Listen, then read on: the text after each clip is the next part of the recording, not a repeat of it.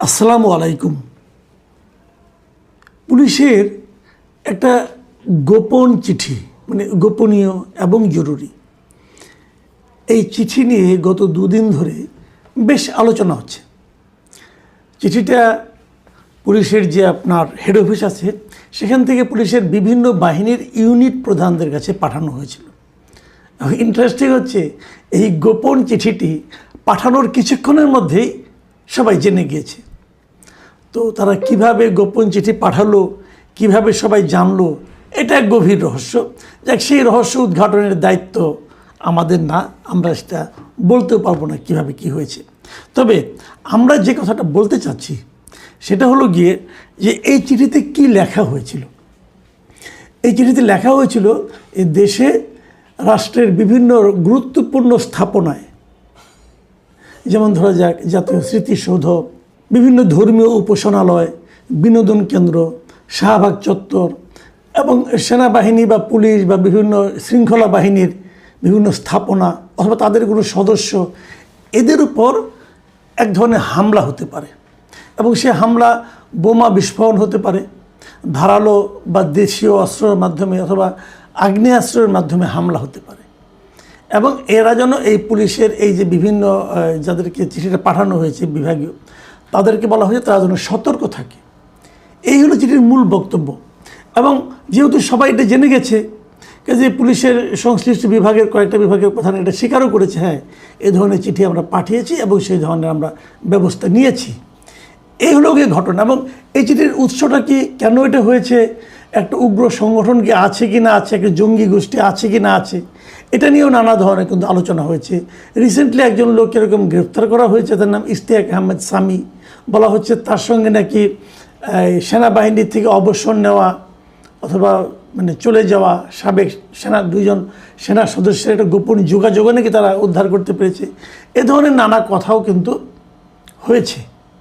এখন প্রশ্ন হলো, আসলে কি দেশে সে ধরনের কোনো জঙ্গি সংগঠন আছে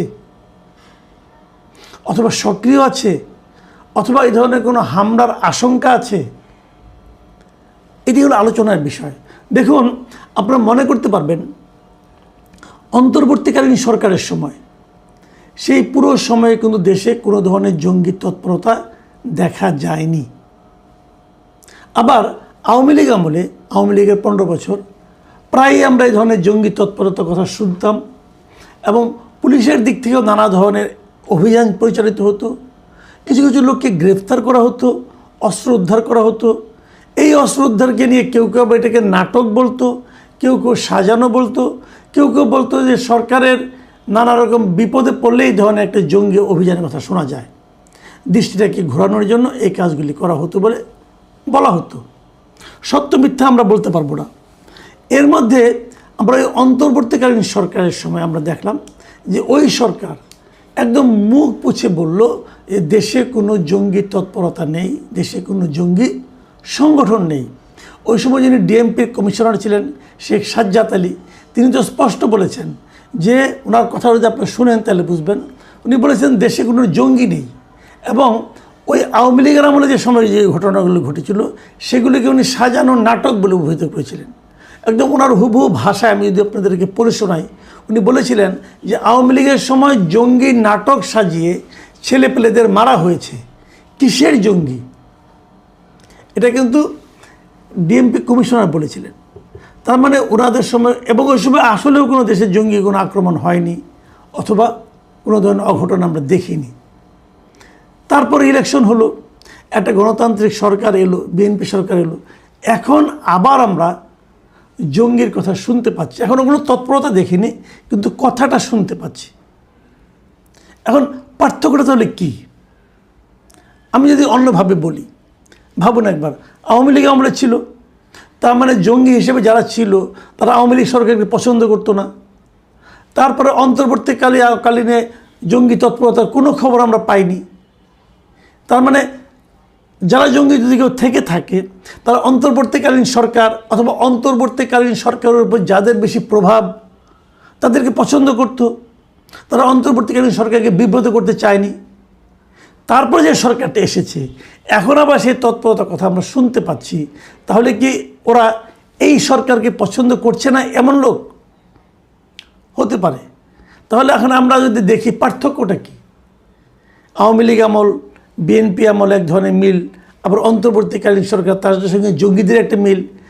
অন্তর্বর্তীকালীন সরকারকে তো আমি বলতে পারবো না সেটা জঙ্গি সমর্থিত সরকার, এটা তো বলা ঠিক হবে না, তাই না? আমরা তো প্রমাণ করতে পারবো না। নাকি তাদের সুবিধা হতো অন্তর্বর্তীকালীন সরকারের সময় বিভিন্ন রকম কর্মকাণ্ড যা হয়েছে সেগুলো কি জঙ্গিদের পক্ষে গেছে? হতেও পারে। দেখুন, আমি কয়েকটা ঘটনার কথা আপনাদেরকে একটু স্মরণ করিয়ে দিই এবং এগুলো নিয়ে আমরা আলোচনা করতে চাই কারণ এখান থেকে নানা ধরনের ইঙ্গিত কিন্তু পাওয়া যায়।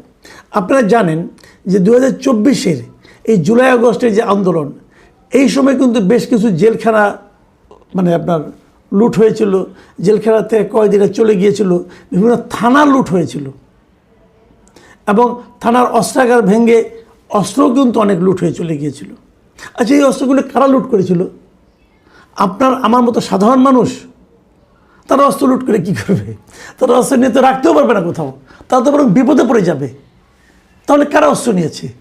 যারা অস্ত্র নিয়েছে তারা কি অস্ত্রগুলি নিয়ে তাদের যার যার ঘরের শোকেসে সাজিয়ে রাখবে? নিশ্চয়ই অস্ত্র শোকেসে সাজিয়ে রাখার জিনিস না, এবং যদি কেউ রাখে সে তো বিপদে পড়বে। তাহলে তারা অস্ত্রগুলি কেন নিয়েছে এত ঝুঁকি নিয়ে? অস্ত্র লুট করা তো একটু ঝুঁকির ব্যাপার। এই ঝুঁকি নিয়ে তারা কেন অস্ত্র লুট করেছে? আপনি এভাবে ভাবতে পারেন, তারা অস্ত্রগুলো ব্যবহার করার জন্যই লুট করেছে। ব্যবহারটা কোথায় করবে? তারা কি সেই রাইফেল দিয়ে পাখি শিকার করবে? ওগুলি গুলিও তো তারা কিনতে পারবে না অত সহজে, ওগুলি চোরাইভাবে কিনতে হবে। তাহলে ওগুলির ব্যবহারটা কি? একমাত্র ব্যবহার হলো সন্ত্রাস তৈরি করা অথবা জঙ্গি কাজে ব্যবহার করা। তাহলে আমাদের দেশে এই মুহূর্তে ওই লুট করা অস্ত্র দিয়ে জঙ্গি বাহিনী গঠনের মতো বাস্তবতা আছে। আপনারা নিশ্চয়ই শুনেছিলেন যে অন্তর্বর্তীকালীন সরকারের প্রথম দিকে একটা আওয়াজ উঠেছিল যে একটা জাহাজে করে নাকি বিপুল পরিমাণ অস্ত্র বিদেশ থেকে আসছে। নিশ্চয়ই আপনাদের এটা মনে আছে। সেটা নিয়ে নানা ধরনের কথা, না অস্ত্র আসে নাই, অমুক না তমুক না, নানা কথা। কিন্তু গুজবটা যে একেবারেই হাওয়ার উপর নয় সেটারও কিছু কারণ আমরা পরবর্তী সময়ে দেখেছি। তো যদি কিছু অস্ত্র এসে থাকে সেগুলো কোথায় গেল? এদেশের মধ্যেই তো আছে। সরকার অন্তর্বর্তীকালীন সরকার বেশ ঘটা করে একাধিকবার ডেভিল হান্ট, অমুক হান্ট তমুক হান্ট এগুলি অভিযান পরিচালনা করেছে। তারা কিন্তু এই সময় অস্ত্র উদ্ধারের কোনো পরিচালনা চালা নাই, অস্ত্র উদ্ধারের জন্য কোনো অভিযান করে নাই। তারা বরং আওয়ামী লীগের ওই মাঠ পর্যায়ের ছুটকা ফুটকা নেতাকর্মীদেরকে গ্রেপ্তারে খুব ব্যস্ত ছিল। এদেরকে গ্রেপ্তার করতে হবে, এবং আওয়ামী লীগের যে সমস্ত নেতাকর্মী পাওয়া গেছে প্রত্যন্ত অঞ্চলে এরা সবাই ডেভিল। তো ডেভিল তো আপনি হান্ট করলেন, ভালোই করেছেন, খারাপ করেন, অনেক করেছেন, সংখ্যায় প্রচুর যারা ওরা ডেভিলকে হান্ট করেছেন। কিন্তু ডেভিলের উইপেন হান্ট করতে পারছেন কিনা সেটা বলেন। অথবা যারা এগুলি লুটপাট করেছে সেই যে অস্ত্রগুলো মানুষকে ডেভিলে রূপান্তরিত করে, সেই অস্ত্রগুলিকে উদ্ধার করতে পেরেছেন? সেটা খুবই নগণ্য। বিপুল পরিমাণ অস্ত্র সরকারি হিসেবেই এখনও বাইরে রয়ে গেছে। কোথায় আছে এগুলো? পার হয়ে গিয়ে অন্য দেশে চলে গেছে? না, যায়নি, এটা এই দেশেই আছে। তো সেগুলো কী কাজে ব্যবহৃত হবে? কাজে সেগুলো দিয়ে জঙ্গি তৎপরতা চালানোর মতো বাস্তবতা দেশে যে এখন নাই তা কিন্তু মনে করার কোনো সুযোগ নেই। দেশকে অস্থিতিশীল করে রাখার জন্য সব সময়ই একটা গোষ্ঠী সচেষ্ট থাকে। তারা মনে করে দেশে একটা আওলা ঝাওলা লাগলে, দেশে একটা অস্থিতিশীল পরিবেশ তৈরি হলে এই গোলেমালে তাদের কিছু লাভ হতে পারে। এর সঙ্গে কি কোনো না কোনো রাজনৈতিক দল জড়িত নেই? অবশ্যই আছে। দেখুন, আমি একটা ঘটনা আপনাকে বলি। কয়েকদিন আগে একটা নিউজ দেখলাম যে নরসিংদীর রায়পুরা উপজেলার দুর্গম চরাঞ্চলে স্বয়ংক্রিয় অস্ত্রশস্ত্রে সজ্জিত প্রায় 200 লোকের একটা সন্ত্রাসী বাহিনী আছে নরসিংদীর রায়পুরা উপজেলার দুর্গম চরাঞ্চলে। এদের কাজটা কি? এবং এরা সবাই যে সমস্ত সশস্ত্র বাহিনীর অস্ত্রশস্ত্র লুট হয়েছিল সেগুলোই একটা অংশ নিয়ে, এবং আরও কিছু তাদের নিজস্ব সংগ্রহ ছিল, সেগুলো নিয়ে তারা করেছে। এবং তারা ওখানে কী করে? এই সন্ত্রাসী বাহিনীর কাজ হলো, মানে যতটুকু পর্যন্ত আমরা খবর পেয়েছি যে ওই এলাকার বিভিন্ন চরে লুটপাট করা এবং এই যে বালু উত্তোলন করা মেঘনা থেকে, এই সমস্ত নানা ধরনের কাজ তারা করে এবং এর কিছু ছবিও আমরা বিভিন্ন সময় সামাজিক মাধ্যমে দেখেছি। তাহলে অস্ত্রগুলো কিন্তু ব্যবহার করে অন্যায় হচ্ছে, সেই অন্যায়টা হয়তো এরকম ধ্বংসাত্মক কাজে যাচ্ছে না, কিন্তু অন্যায় হচ্ছে এবং ওদের সঙ্গে মাঝখানে একবার সশস্ত্র বাহিনী মানে পুলিশ আইন শৃঙ্খলা রক্ষাকারী বাহিনীর গোলাগুলি পর্যন্ত হয়েছে, এরকম খবর আমরা পেয়েছি। তাহলে এরা যে এই সমস্ত ছোটোখাটো কাজ করতে পারে অস্ত্র দিয়ে, তো জঙ্গি হামলার মতো কর্মকাণ্ডে এরা তো ভাড়াও খাটতে পারে, লোকগুলো তো টাকা হলে সবই করবে, সেই ধরনের আশঙ্কাও কিন্তু আপনারা উড়িয়ে দিতে পারেন না।